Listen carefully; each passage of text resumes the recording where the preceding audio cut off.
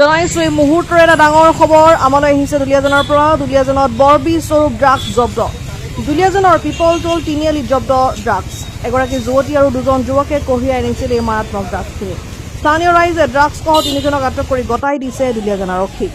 যুৱতীসহ দুই যুৱকক মাৰাথন জেৰা অব্যাহত ৰাখিছে দুলীয়াজান আৰক্ষীয়ে। আৰক্ষীৰ জেৰাৰ অন্ততহে পোহৰলৈ আহিব ক'ৰ পৰা কেনেকৈ এই ড্ৰাগছখিনি লৈ অনা হৈছিল। পুনৰ জনাইছো এই মুহূৰ্তৰ এটা ডাঙৰ খবৰ দুলীয়াজানৰ পৰা আমালৈ আহিছে। দুলীয়াজানত বৰবি স্বৰূপ ড্ৰাগছ জব্দ কৰিছে আৰক্ষীয়ে। দুলীয়াজানত বৰবি স্বৰূপ ড্ৰাগছ জব্দ। দুলীয়াজানৰ পিপলতল তিনিআলিত জব্দ ড্ৰাগছ। এগৰাকী যুৱতী আৰু দুজন যুৱকে কঢ়িয়াই আনিছিল এই মাৰাত্মক ড্ৰাগছ। স্থানীয় ৰাইজে ড্ৰাগছসহ তিনিজনক আটক কৰি গতাই দিছে দুলীয়াজান আৰক্ষীক। যুৱতীসহ দুই যুৱকক মাৰাথন জেৰা অব্যাহত ৰাখিছে দুলীয়াজান আৰক্ষীয়ে।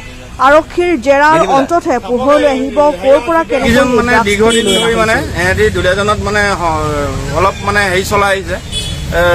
ডেকা ল'ৰা যুৱক যুৱতী এইবিলাকক বহুত নিচাযুক্ত পদাৰ্থ এইবিলাকত বিকি পিনে এহেঁতি জীৱন নিৰ্বিঘা কৰি আহিছে।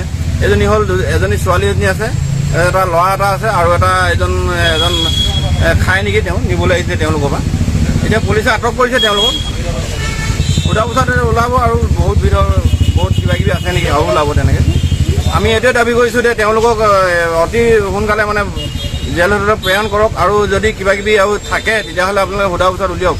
কিয়নো আমাৰ দুলীয়াজানত বহুত এহেঁতি একদম গেলা জাবৰলৈ পৰিণত কৰিছে।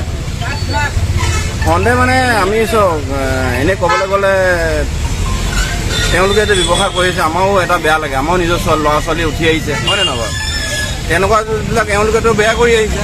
সেইবিলাক আমি দেখি আহিছোঁ। আমি প্ৰত্যেক দিনাখনে দেখি থাকোঁ, তেওঁলোকে লক্ষ্য কৰি থাকোঁ। আমি সেইবিলাকে আমি ইনফৰ্মেশ্যন দিলোঁ। ছাৰক ইনফৰ্মেশ্যন দিয়াৰ পিছত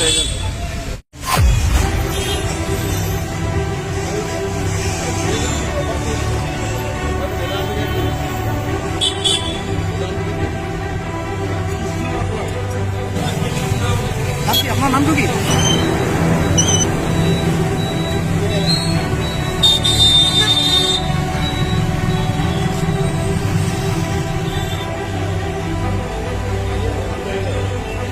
news desk report PNT Assam.